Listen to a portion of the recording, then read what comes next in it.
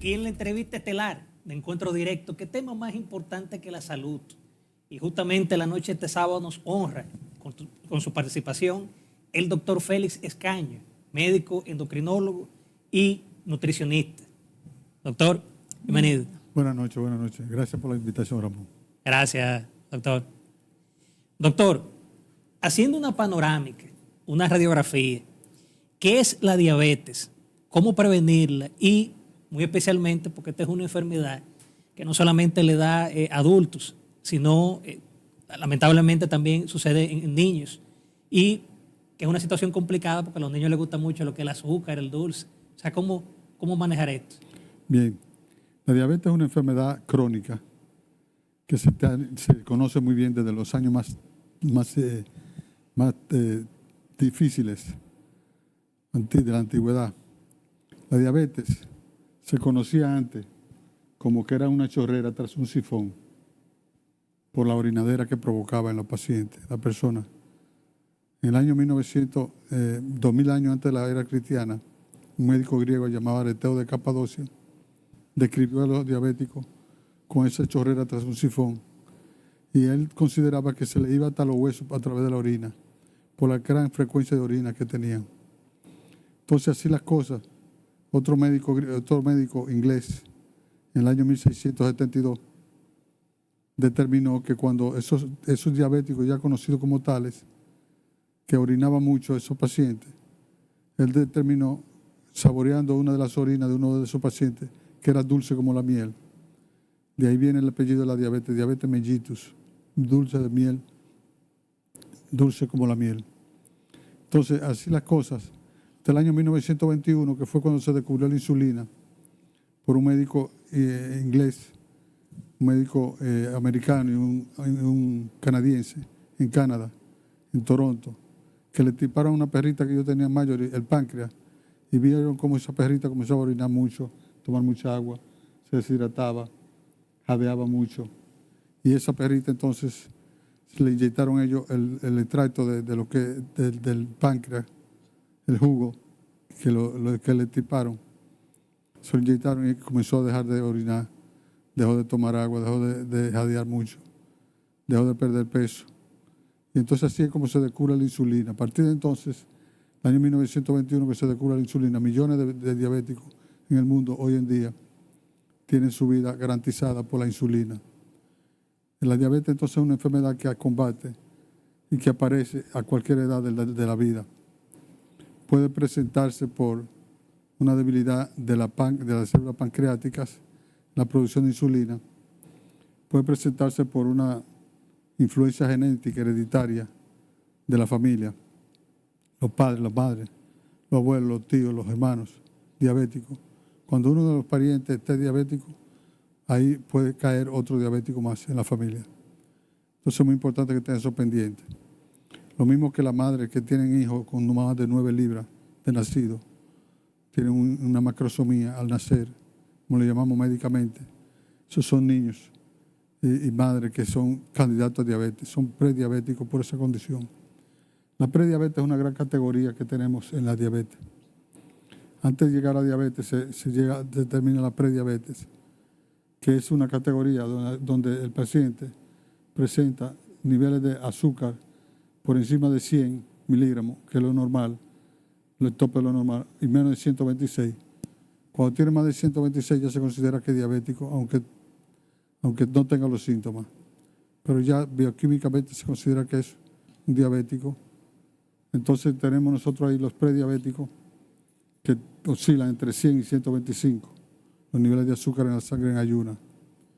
Cuando se le hace una curva de tolerancia, una prueba de tolerancia que consiste en hacer una glucemia en ayuna y 2 horas después de una carga de azúcar, a las 2 horas, si tiene un nivel entre 200 y 140 y 200, si tiene un nivel de azúcar a las 2 horas, entre esos niveles, se considera prediabético. Cuando él tiene más de 200 en ayuno, entonces se considera ya diabético, aunque no tenga los síntomas. Entonces, como ustedes pueden ver, la historia de la diabetes es muy fluida, viene desde muy lejos, 200 años antes de la era cristiana, 2000 años aproximadamente, se considera. Entonces, es una una historia muy rica que da a demostrar cómo la diabetes se instala en el individuo y qué participación tendría en el individuo en cuanto al sobrepeso. Sobrepeso es algo fundamental para nosotros tenerlo pendiente, porque el sobrepeso desencadena un esfuerzo mayor de las células beta del páncreas, que son las que están encargadas de fabricar insulina. Ese sobrepeso, pues lógicamente, condiciona la aparición de la diabetes. Por eso nosotros estamos viendo ahora muchos diabéticos, niños diabéticos, por el sobrepeso que tenemos en el país. No sé si ustedes se enteraron de que el Ministerio de Salud hizo una encuesta nacional y encontró que más del 30% de los niños está obeso ya en los colegios. Esa obesidad, pues, indudablemente... Pero también se da en gente delgada, doctor.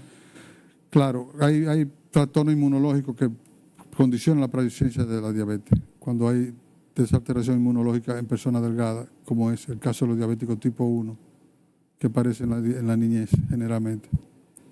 Doctor, me ha llamado la atención el hecho que un niño que nazca con más de 9 libras puede estar con predisposición, ¿verdad?, a la diabetes. Sin embargo, en nuestro país eso se identifica como un síntoma de salud cuando el niño nace, como decimos dominicanamente, gordo y colorado. Y hablando de ese 30% de los niños que está en sobrepeso en las escuelas y colegios en República Dominicana, ¿qué opinión le merece a usted ese plan de desayuno escolar, de almuerzo? Se ha llamado a la Sociedad Dominicana de Endocrinología a formar parte, a los nutricionistas del país, para elaborar algún plan que realmente sea alimenticio y que contenga todos los nutrientes que ameriten los niños en edad escolar. Bueno, el desayuno escolar es un ingrediente particular muy importante para la salud de los niños dominicanos. Porque el desayuno escolar, ahí se comienza a estructurar lo que es la disciplina en cuanto al tipo de comida que debe hacer un niño, tanto en el desayuno como en el almuerzo, porque le dan desayuno, le dan almuerzo escolar, le dan merienda. Pero lógicamente debe constituirse en una fuente para que los nutriólogos, que ya tenemos más de 600 en el país, puedan participar en este plan de encadenamiento para que los niños reciban una nutrición adecuada, tanto para su crecimiento y desarrollo como para su estatus de salud. Entonces, el desayuno escolar antes era una galleta vitaminada que le daban de desayuno. Eso consistía el desayuno escolar, una galleta con todas las vitaminas y minerales. Nosotros, particularmente, me encargué de hacer un esfuerzo para que se le incluyeran ingredientes típicos del país, mangú con huevo y cebollita, por ejemplo, para que los niños tuvieran un desayuno adecuado, que fueran preparados y elaborados por muchos padres de familia, que también recibieran el pan de la nutrición. Esa es una comida completa, doctor, mangú con cebollita y con los huevitos. Claro, es un desayuno completo, porque después viene la comida donde le dan una ración de carne, con arroz, con habichuela, con guandules, que también eso le aporta hierro. Los granos. Vitaminas, cereales, le dan fibras. Entonces, eso almuerzo le contribuye para que esos niños crezcan adecuadamente, pero estamos viendo que realmente se están pasando la raya, porque entre los escolares hay un 32%, de acuerdo a ese estudio que hizo el Ministerio de Salud recientemente, donde hay un 32% de los niños que están obesos ya, sobrepeso. Sobrepeso y obesidad se determina por el índice de masa corporal. El índice de masa corporal es lo que nos dice a nosotros, los endocrinólogos, los nutriólogos y nutricionistas, en qué momento de la categorización de la obesidad o del sobrepeso está la persona. Cuando una persona tiene entre un 20 y un 25, se considera un peso saludable.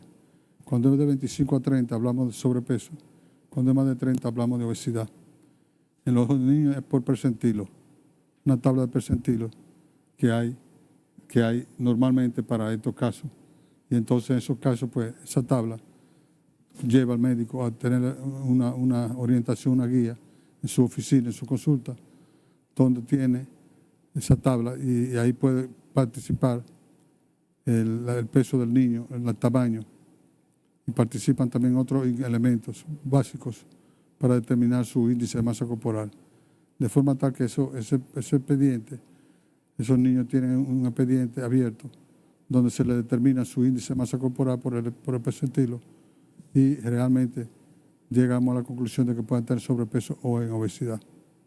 Como el adulto, que es solamente con el sobrepeso y la obesidad, tomándole el peso, no hay que tomarle la talla ni nada, porque el adulto ya es adulto, tiene su talla normal o talla de adulto, ¿no? Bien, doctor, con su permiso y de los amables televidentes, nos vamos a una pausa comercial y en breve retornamos con la entrevista estelar de Encuentro Directo. Continuamos con más de este encuentro directo. Muy agradecidos de ustedes por seguir conectados con este espacio. Seguimos en una conversación muy interesante hablando de salud con el reconocido doctor Félix Escaño, endocrinólogo, experto en nutrición en República Dominicana.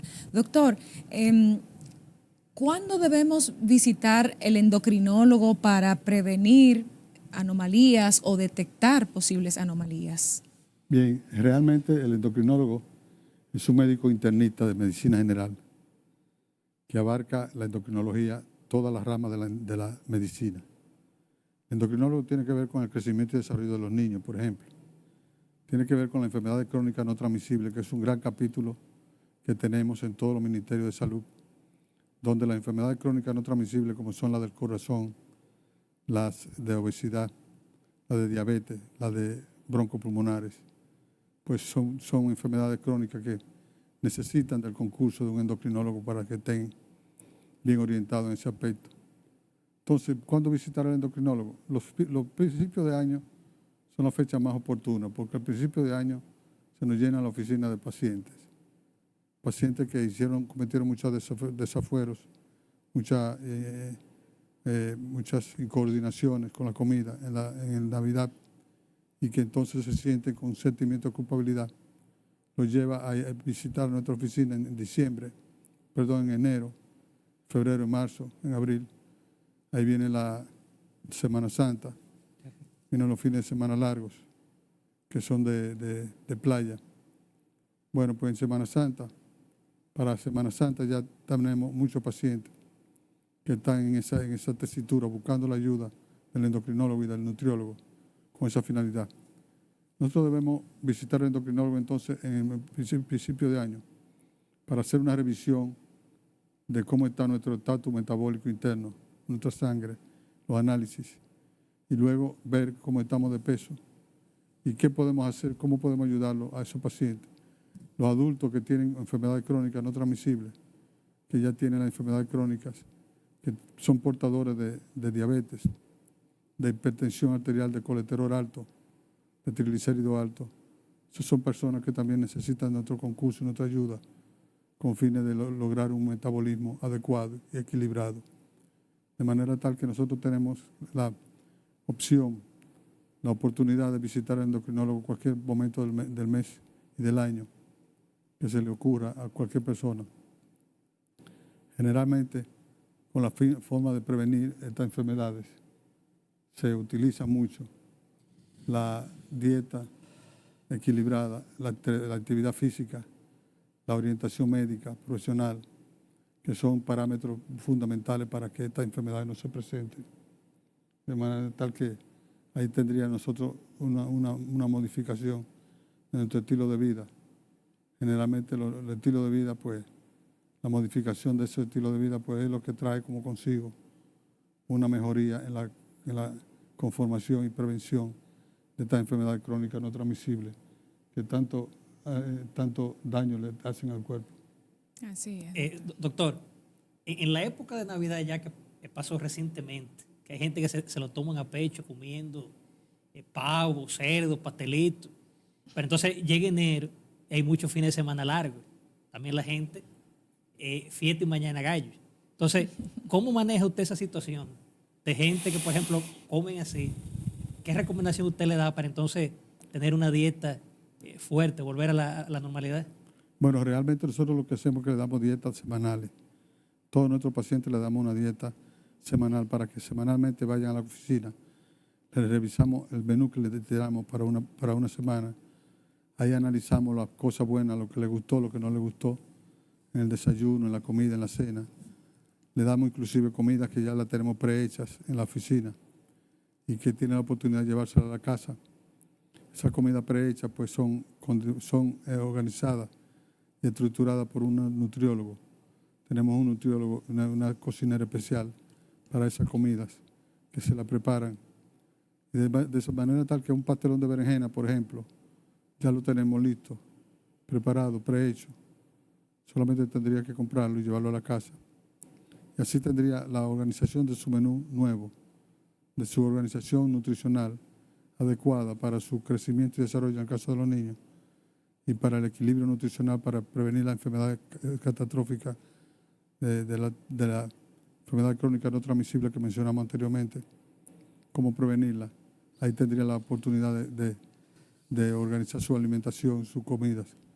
Hay que decirle a los amigos radio televidentes que cuando nosotros estamos frente a un paciente, siempre le inculcamos, aparte de llevar una dieta adecuada, algunos tips le damos metabólicos.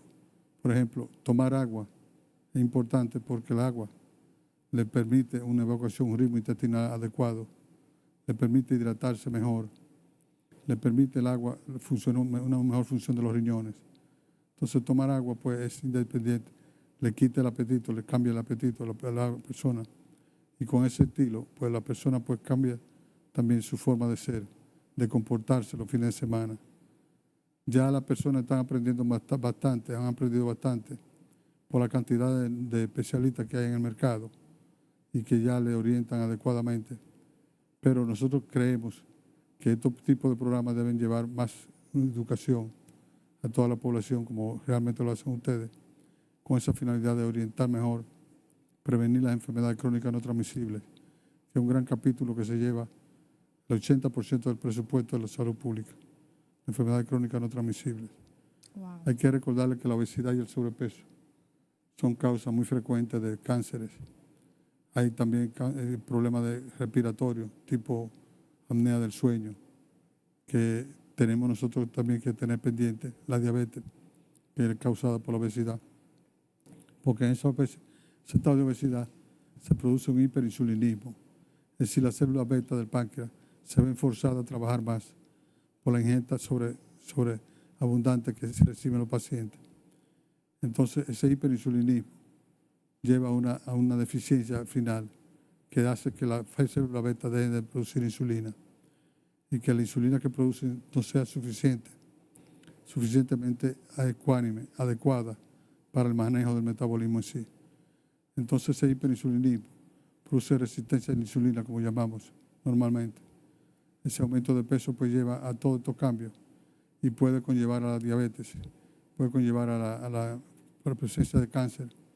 La obesidad puede producir pecho apretado, asma, apnea del sueño, produce muchos trastornos de tipo osteoartrósico, es decir, que tienen dificultad para caminar, para las rodillas, para el peso, por el sobrepeso. Los tobillos, las piernas se hinchan, retención de líquido. Puede haber disfunción de los riñones. Un hígado graso también puede presentarse con frecuencia, que termina en cirrosis hepática. Es decir, que son muchas las complicaciones que pueden presentarse a consecuencia del sobrepeso y la obesidad, que nosotros debemos por todas maneras de tratar de evitarlo.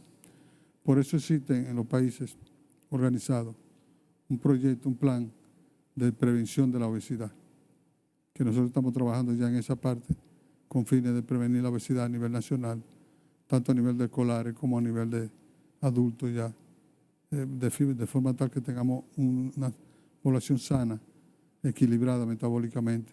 Es como generar una nueva cultura de la alimentación del dominicano. Y le felicito, doctor, por esos planes que tiene usted en su clínica ya de alimentos preparados, elaborados por nutriólogos, con criterio, con salud para aquellas personas especialmente que tal vez disponen de poco tiempo en estos momentos en que muchos de los que somos empleados, que tenemos proyectos, no tenemos quizás ese espacio para dedicarnos a cocinar y quisiéramos tener esa opción así tan saludable. ¿Qué opinión le merece a usted ahora el surgimiento de muchos coaches? Esto está de moda en las redes sociales, el ejercicio físico también, que es una actividad bastante sana y necesaria para el cuerpo humano, pero hay mucha gente que se está dedicando a esta actividad sin el más mínimo criterio. Usted hablaba ahorita de ese acompañamiento médico profesional, pero nos encontramos en las redes sociales con una inmensidad de dietas, de planes de dietas a cargo de coach, a cargo de entrenadores de gimnasios. ¿Usted entiende que esto debe regularse? ¿Qué mensaje le tiene usted a esas personas que se dedican a esta práctica? Bueno, realmente es una inquietud muy institucionalizada en la Sociedad Dominicana de Endocrinología y de Nutrición. También es una inquietud de la Sociedad de Nutrición, porque realmente aparecen muchos coaches, como dice la joven, que producen y recomiendan dietas que van en detrimento de la salud del individuo. Esas dietas pues son carenciales, casi siempre tienen carencia de vitaminas, de minerales. Y pueden ser también regímenes que no tienen consecuencias de definir su sobrepeso y su obesidad, porque cualquier dieta puede bajarle a usted una libra de peso la primera semana, los primeros 10 días. Pero después de ahí, ¿qué pasa con esa dieta? Que no bajan nada de peso. Y ahí viene la frustración del paciente. El paciente va donde otro coach, otro entrenador, y ocurre lo mismo. 10 libras en los primeros 15 días, y luego de ahí se para y no hay situación de seguimiento. Los endocrinólogos no. Los endocrinólogos le damos menú para que coman, para que se sientan saludables, se sientan satisfechos, para que aprendan a comer en otro término. Aprendan a comer y puedan mantener el peso en condiciones ideales, porque ese peso en condiciones ideales es el peso que le va a salvaguardar su estatus de salud para el futuro, el peso que le va a guardar su condición clínica metabólica adecuada para que no tengan complicaciones sobrecorporales en el futuro.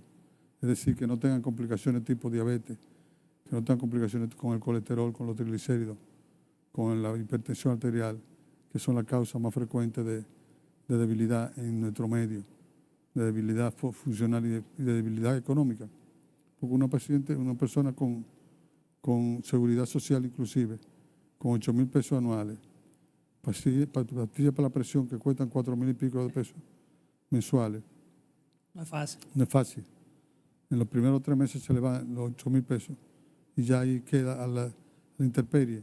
Entonces ahí es que tenemos que trabajar para que reduzcan esa carga, que no es fácil para el paciente, ni es fácil para el sistema de salud nacional.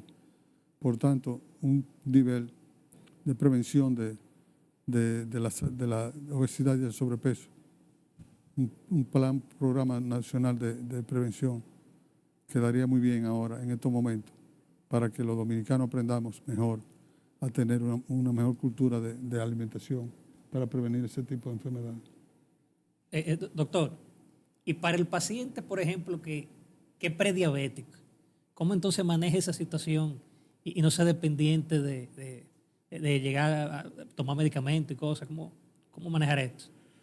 Bueno, el prediabético generalmente se acompaña de sobrepeso, tiene una carga de colesterol alto y de triglicéridos alto.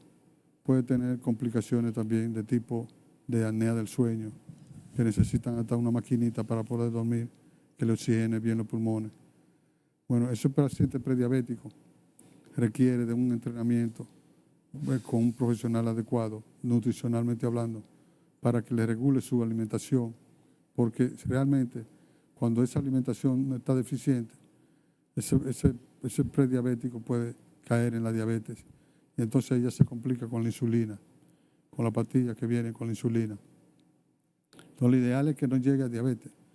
Nosotros hacemos mucho hincapié en los prediabéticos porque realmente es una situación donde los pacientes pueden adquirir conocimientos, educación adecuada de cómo nutrirse, cómo alimentarse para prevenir esa presencia de no caer en la diabetes. Aparte de eso, en los prediabéticos hacemos mucho hincapié el manejo del colesterol, de los triglicéridos y de otras variables que puedan presentarse en la sangre, como es el hígado graso, que también es una variable muy importante a tener pendiente, porque el hígado graso, muchos de los hígados grasos, el 10% termina en cirrosis hepática. El 10% de los hígados grasos termina en cirrosis hepática, que ya es una condición precancerosa del hígado, donde el hígado se fusiona, produce una fibrosis y no funciona bien el hígado. Entonces, ese 10%, pues lógicamente hay que protegerlo, hay que prevenir esa aparición de esa cirrosis hepática y de esa fibrosis que se le forma a nivel del hígado para prevenir la aparición de ese precáncer, como lo consideramos médicamente la cirrosis hepática. Entonces, la prevención de los prediabéticos es muy importante agarrarlo, identificarlo y definirlo.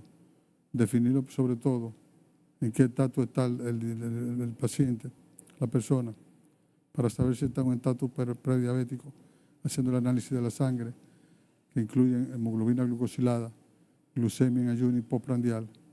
La postprandial es la que hacemos 2 horas después de una comida o de una carga de azúcar que le damos en el laboratorio. Y entonces, pues, con esos análisis, nosotros podemos definir si estamos frente a un prediabético o no. Y entonces, con esa condición, ya debemos inculcarle a esa persona la importancia de llevar una alimentación adecuada, de llevar una orientación, llevarlo de la mano de un profesional adecuado y de seguir las instrucciones de ese profesional con fines de bajar de peso, porque va a necesitar actividad física, el consumo de agua, va a necesitar una dieta equilibrada, va a necesitar un plan de régimen para prevenir la que caiga en la diabetes y que lógicamente se quede en la etapa de prediabetes. Bueno, doctor, y ahora también se ha puesto muy de moda los ayunos intermitentes. ¿Esto es correcto? Que las personas un día se desayunen, otro día no, que incluso a veces se tomen una cucharada de aceite de coco y permanezcan la mañana entera sin comer o sin ingerir otro tipo de alimento. Esos son los desayunos que se administran generalmente los coaches y los gimnasios.